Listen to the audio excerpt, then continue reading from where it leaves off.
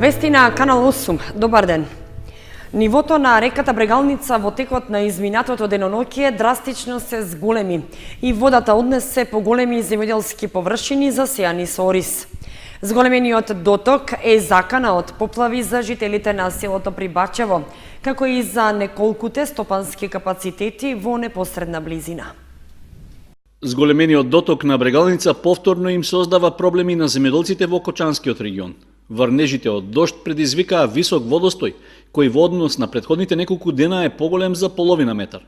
Од рано из утрината најкритична е состојбата во атарот на селото Прибачево, каде реката го проби земјениот насип и однесе по големи површини првокласно земјоделско земјиште засејано со ориз.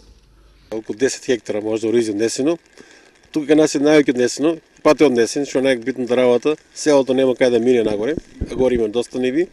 Нивите се однесени, сами гледате на снимката. Па ние бараме нешто од влада, од кризен штаб, да ни помогнат за се река да санира, инаку постепено носи и ќе однеси нивите, ќе однеси селото. Увид во состојбата на теренот веќе направиле од Дирекцијата за заштита и спасување и од Центарот за управување со кризи, зашто ќе ги известат надлежните во Скопје. Освен земјоделското земјиште, опасност од поплавување има и за неколкуте стопански објекти во непосредна близина. Со оглед што во подружницата на водостопанското предпријатие во Кочани очекуваат нивото на Брегалница и понатаму да расте. Очекуваме поголем бран на вода, бидејќи од синекешново врнење на дожд горе во Малишевијата, во Берово конкретно, тек таа вода очекуваме сега да надојде. Кариманци за некоја сат време, значи треба веќе да е на прелив, што значи дека Брегалница тек надојде. Постои една мала опасност за зафаќање на село Прибачево, се уште не е алармантно, значи меѓутоа со тек на време ако надојде уште еден голем бран, има голема веројатност значи да го фати село Прибачево. Земјоделците и жителите од Прибачево велат дека неконтролираното црпење песок од речното корито, што беше карактеристично во изминатите години, сега го зема својот данок. Затоа бараат Дирекцијата за заштита и спасување итно да обезбеди дополнителни количини нафта за механизацијата што ќе го санира оштетениот насип. Се надеваат дека така ќе се спасат од повторување на поплавите што веќе им се случија минатата година.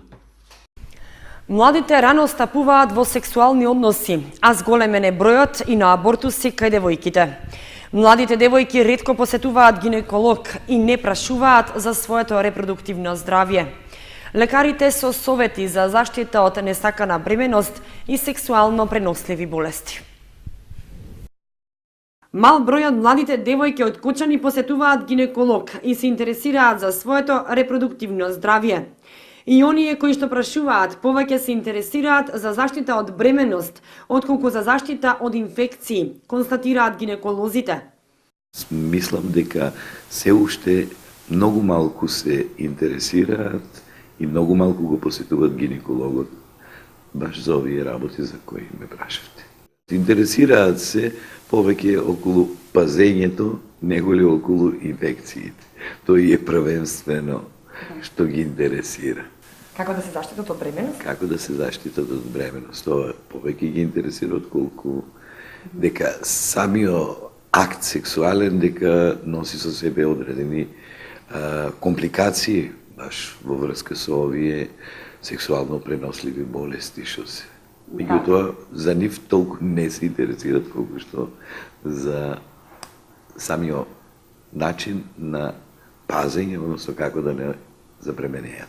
Меѓутоа, сето ова е многу мал процентот на млади девојки што доваѓаат за консултација. Најчеста инфекција кај младите е кандидата, на која што отпаѓа 90% од заболените млади девојки, вели доктор Јуруков, и додава дека за жал зголемен е и бројот на абортусите кај младите. Има доста чести абортуси кај млади лица. На колку годишна возраст е најмладиот пациент? Па најмладиот пациент имало е на 12 годишна возраст. Најмладиот, јас имало е 12 години. Што туку е почнал со менструација и со сексуален однос и веднаш е направена таа работа. Доктор Јуруков додава дека и понатаму најдобра заштита од несакана бременост и сексуално преносливи болести е кондомот, кој младите се почесто го користат. Доктор Јуруков советува, пред да се стапи во сексуални односи, добро да се размисли за последиците од евентуална бременост и сексуално преносливи болести, а консултацијата со гинеколог и родителите е задолжителна. Делегација на Сдруженијето Јосип Броз Тито од Кочани отпатува за Белград по повод одбележувањето на годишнината од смртта на нивниот патрон. Активноста е дел од програмата на кочанските тетовисти, а трошоците за патувањето ги покрија од сопствениот буџет.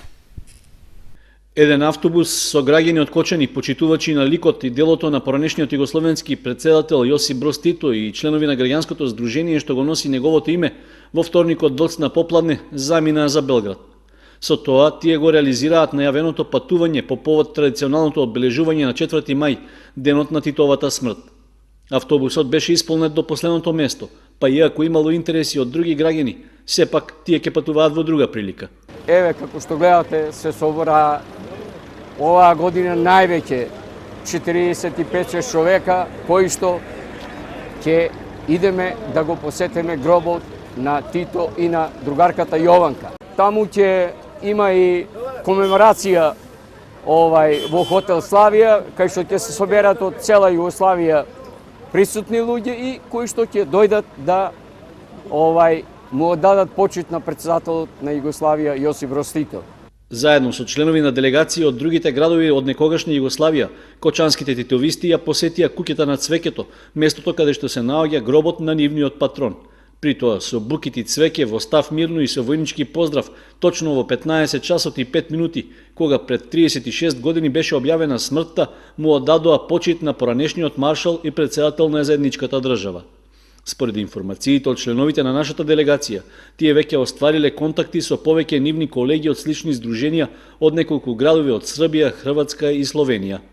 При тоа биле разгледани можности за меѓусебни посети и заедничко учество на кампови и свечености поврзани со настани и луѓе од југословенската историја. Трошоците за патувањето на кочанските титовисти во Белград се покриени од сопствениот буџет, а нивното враќање се очекува в четврток рано изутрина. Основното училиште Гоце Делчев од Виница го одбележа патрониот празник. Се читаа стихови за патронот, а учениците и наставниците подготвија свечена академија. Со полагање свежо цвеќе пред спомен бистата на својот патрон, основното училиште Гоце Делчев го започна чествувањето по повод смртта на македонскиот великан Гоце Делчев. Со краток рецитал, учениците дадоа историски осврт кон денешниот датум, како кратка увертира кон утрешното официјално чествување со свечена академија која што ја подготвуваат учениците и наставниот кадар. В петок ќе се одиграат и неколку спортски надпревари помеѓу училишните екипи, а ќе се доделат и дипломи и награди на учениците кои забележале солидни резултати на регионалните и државните надпревари. Граѓаните од Кочани со уште 6 други општини се вклучени во годинашната програма на Државниот катастар за впишување на правата на имот и бесплатно добивање имотен лист. Заинтересираните треба да поднесат барања со потребна документација за докажување на сопственоста над одреден имот. Собствениците на парцели во 29 катастарски општини во руралните средини годинава добиваат можност бесплатно да се стекнат со имотен лист за својот имот. Меѓу општините кои влегуваат во оваа активност се Кочани, како и Велес, Гостивар, Куманово, Македонски Брод, Радовиш и Штип. При тоа, заинтересираните треба да поднесат барања во одделенијата за катастар и да чекаат надлежните да им извршат бесплатен премер и да го запишат правото на собственост. Ваквата активност се презема со програма донесена минатиот месец, а што се базира на измени на Законот за катастар на недвижности од 2013 година. Според информациите од Државниот катастар на Македонија, активноста се спроведува во катастарските општини каде процентот на неутврдени права на собственост е поголем од 20%. Од вкупно 205 такви катастарски општини со годишните програми за 2014 и 2015 беа опфатени 104, каде мерката ја искористиле околу 10.000 граѓани и правни лица, на кои бесплатно им е утврдено правото на собственост на над 16.000 катастарски парцели. Граѓаните и фирмите кои поседуваат невпишан имот во катастарските општини предвидени за оваа година треба да поднесат барања со кои ќе достават документација што имаат, како пресуди, договори, акти на државни органи, наследни решенија, поседовни листови и слично, пошто катастарот ќе изврши бесплатно запишување на правата на сопственост. Во меѓувреме, во катастарот се примаат и барања од лицата и фирмите од катастарските општини кои беа опфатени со претходните годишни програми. За оние кои нема да одговорат на апелот, катастарот ќе направи напор да изврши идентификација на имотот и ќе ги запише правата на сопственост без да гарантира дека парцелата ќе биде точно запишана. Според предвидувањето од Државниот катастар на Македонија, за наредната програма ќе останат уште 73 катастарски општини. Стратешка цел на Агенцијата за катастар на недвижности е секоја катастарска парцела во државата да биде со утврдени права на сопственост.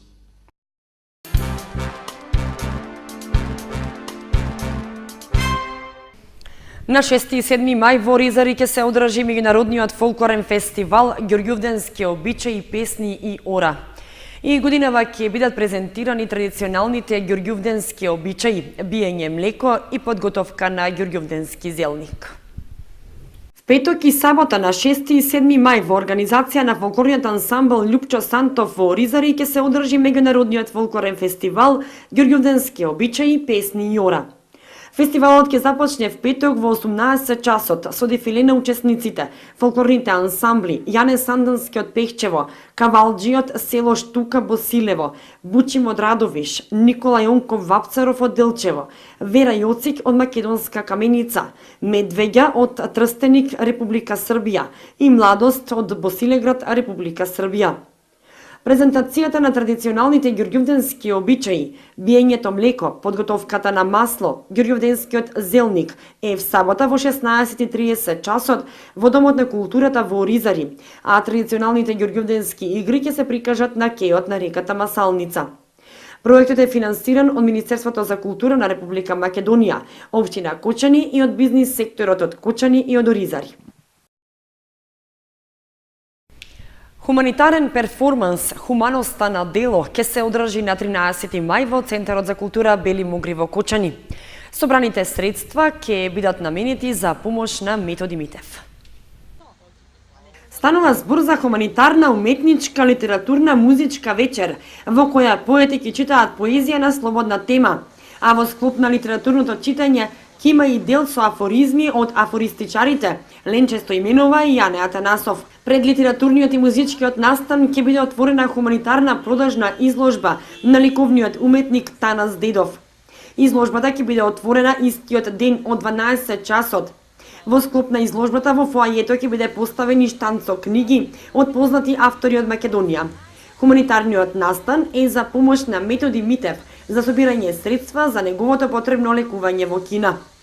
Настанот кој го организираме јас, Ана Елена Максимова и Александар Арсов по иницијатива на Ана. Најпрвин ќе се одржи отварање на изложба од 12 часот, која ќе е отворена се до 17 часот, кога во 17 часот ќе отпочне поетско-музичкиот дел од настанот, каде што ќе се чита автори од Кочани и од други градови, од повеќе градови од Македонија, ќе читат своја лична поезија, лични творби, со што, еве ќе кажам, ќе се приклучиме на настанот кој носи наслов Хуманоста пред се. Во музичкиот дел ќе настапат пејачи од Кочани, Петар Малинов, Давид Петров, Јован Илиев, Ангела Ајтовска, Дарко Стојчев и други. Влезницата е 50 денари, а организаторите ги покануваат сите хумани граѓани да присуствуваат и да дадат свој придонес во помошта за Митев.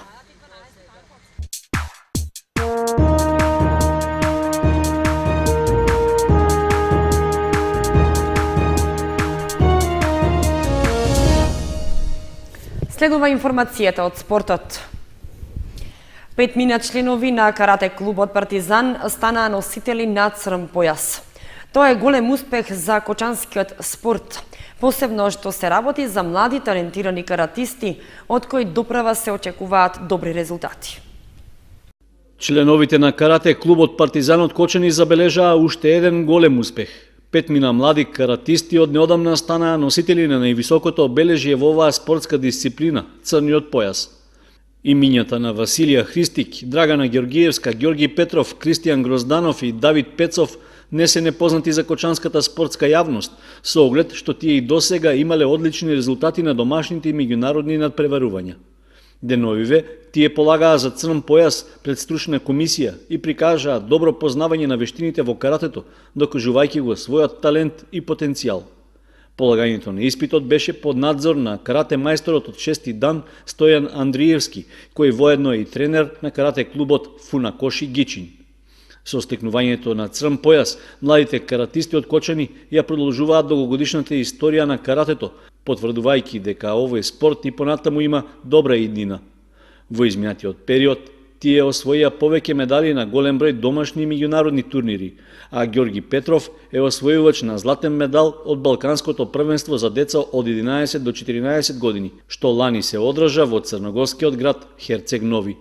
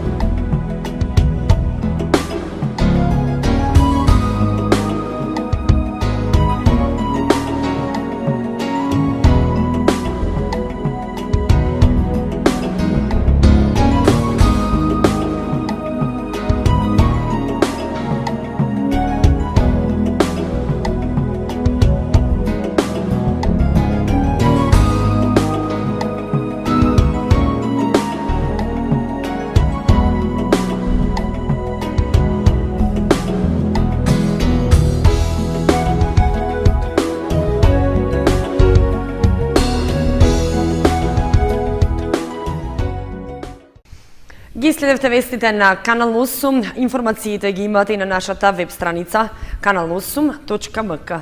Довидување.